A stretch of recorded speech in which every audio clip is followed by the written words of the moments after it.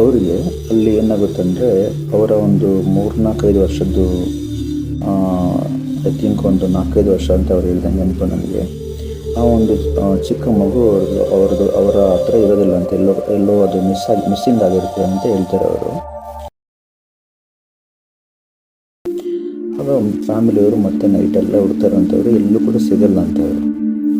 ಮತ್ತು ಅವರು ಏನು ಮಾಡ್ತಾರೆ, ಬೆಳಿಗ್ಗೆ ಎದ್ದು ಇವರು ಅರ್ಚಕರು ಆ ಒಂದು ದೇವಸ್ಥಾನದ ಗರ್ಭಗುಡಿಯ ಬಾಗಿಲನ್ನು ಓಪನ್ ಮಾಡ್ತಾರಂತೆ.